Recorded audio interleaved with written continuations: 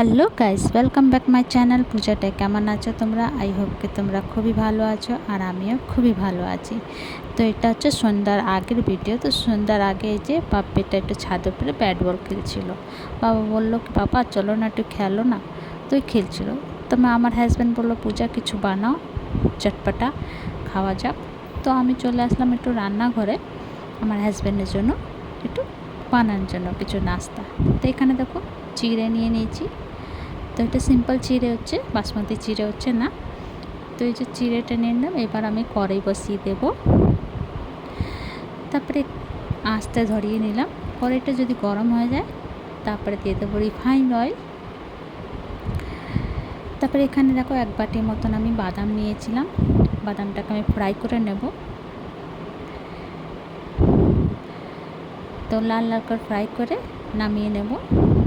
তো ছাদ উপরে তো বাপ্পাটা খেলা করছে আর আমি নিচে এসে একটু নাস্তা বানাচ্ছি, সবাই মিলে খাবো করে। তো এখানে দেখো বাদামটা ভাজা হয়ে গেছে, এবার নামিয়ে নেব। তারপরে ওই তেলের মধ্যে আমি কিছুটা পাঁপড় ভেজে নেব। তো এখানে দেখো পাঁপড় ভাজা भी হয়ে গেছে আমার কিছুটা। আর ভীষণ গরম ছিল, ভীষণ রোদ্দুর ছিল, অনেক গরম ছিল। তো এখানে দেখো পাঁপড়টা ভাজা হয়ে গেছে। এবার আমি যে চিড়েটা নিয়েছিলাম ওই চিড়েটা এক এক মুঠ করে এই যে ছাঁকা তেলে ভেজে ভেজে নামাবো। এই যে এভাবে ছাঁকা তেলে ভেজে ভেজে নামাবো। এই চিড়েটা ভাজতে বেশি টাইম লাগে না, এরকমভাবে ওই 3-4 মিনিট তক হয়ে যাবে সমস্ত ভাজা। তারপর একটু খল নিয়ে নেব, খলের মধ্যে দিয়ে দেবো গোলমরিচ। গোলমরিচটা একটু গুঁড়ো করে নেব। এই যে দিয়ে দেবো চিড়েটার মধ্যে। তারপর দিয়ে দেবো লঙ্কা পাউডার, তারপরে দেবো কালা নুন। আর এখানে দেখো পাঁপড়টাকে ভেঙে দিয়ে দেবো।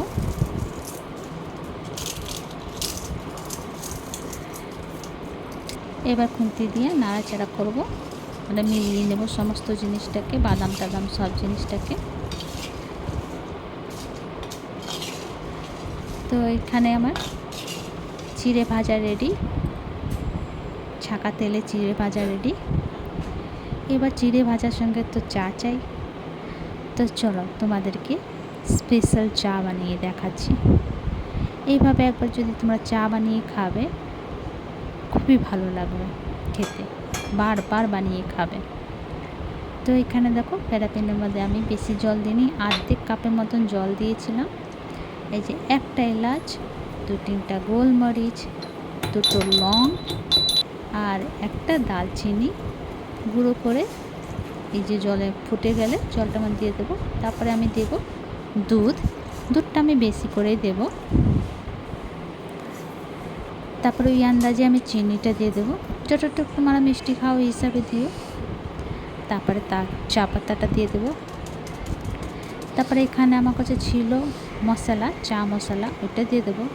এখানে দেখো পার্লে-জি বিস্কুটটাকে, একটা পার্লে-জি বিস্কুটটাকে ভেঙে আমি দিয়ে দেবো। তারপর ফুটাবো ভালো করে, ভালো করে ফুটাবো। এইভাবে তোমরা যদি চা বানিয়ে খাও না একবারে বারবার বানিয়ে খেতে ইচ্ছা করবে।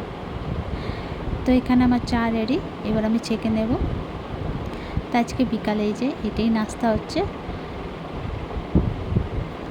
তো একবার তোমরা বানিয়ে নিশ্চয়ই খেও। এই চিড়ে ভাজার সঙ্গে চা ভীষণ ভাল লাগে। তো এই যে রেডি আমার চা আর চিড়ে, ছাঁকা তেলে চিড়ে ভাজা। তো তোমাদেরকে আমার ভিডিওটা কেমন লাগলো, ভালো লাগলে প্লিজ লাইক শেয়ার কমেন্ট করো, সাবস্ক্রাইব করে দিও। আবার নতুন ভিডিওর সঙ্গে দেখা হবে। তো তোমরা সবাই ভালো থেকো, সুস্থ থেকো। ভিডিওটা কেমন লাগলো কমেন্ট করে নিশ্চয়ই জানিও। ফেসবুক দিয়ে দেখলে প্লিজ ফলো করে দিও, আর ইউটিউব দিয়ে দেখলে প্লিজ সাবস্ক্রাইব করে দিও।